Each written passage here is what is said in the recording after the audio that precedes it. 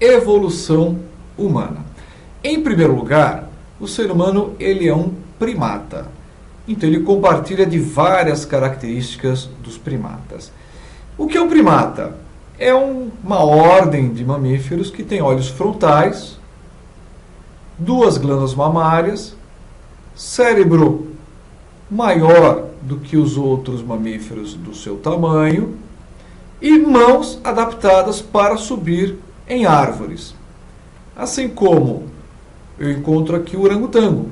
Tem os olhos frontais, as mãos para subir em árvores, os pés também.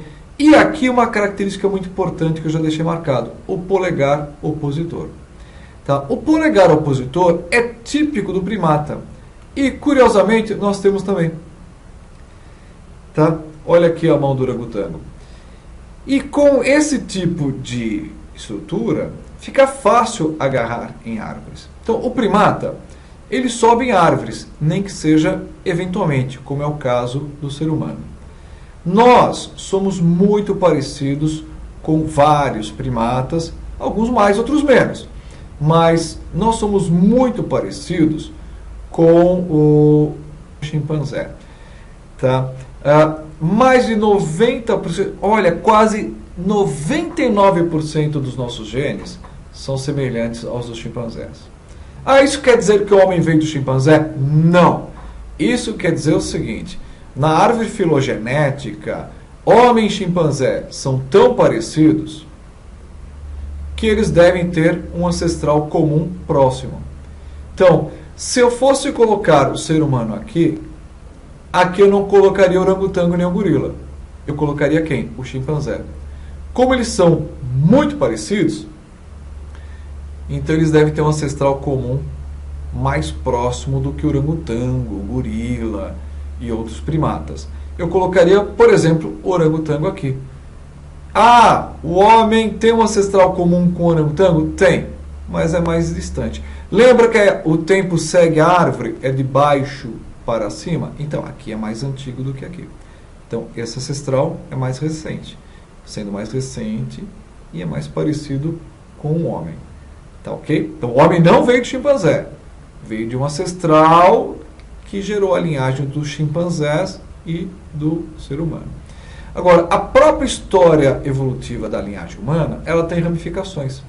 Então, não é que foi assim, de um ancestral que chegou no homem. Não, um ancestral gerou um grupo que acabou sendo extinto, mas gerou um outro grupo, que gerou outro grupo, que gerou outro grupo, que gerou outro grupo, e esse grupo gerou o Homo sapiens que nós conhecemos hoje.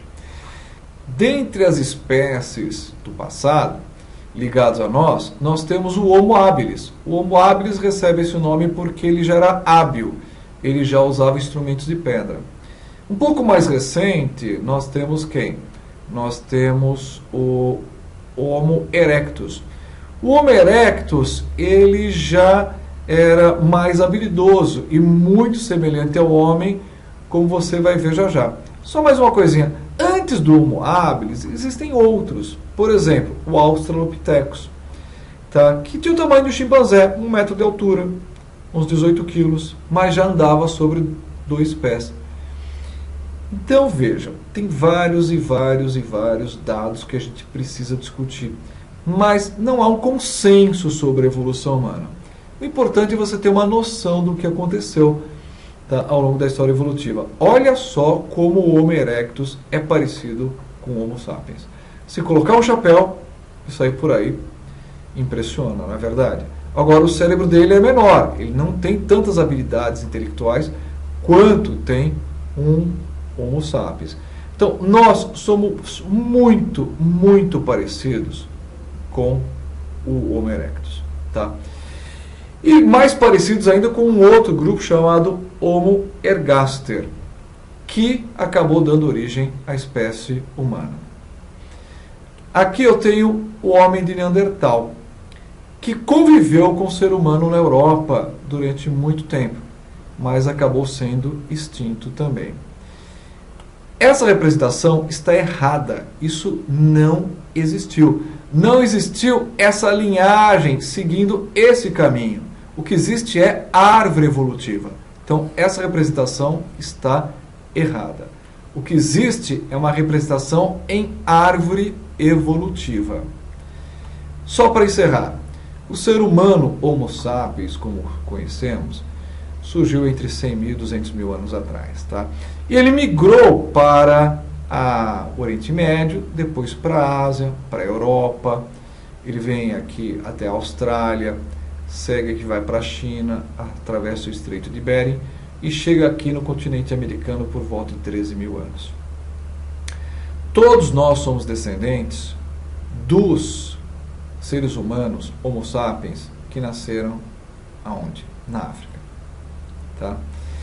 E as diferenças foram surgindo por mutações e, evidentemente, cada ambiente apresentou uma pressão seletiva diferente. Como é o caso para a cor de pele. Tá?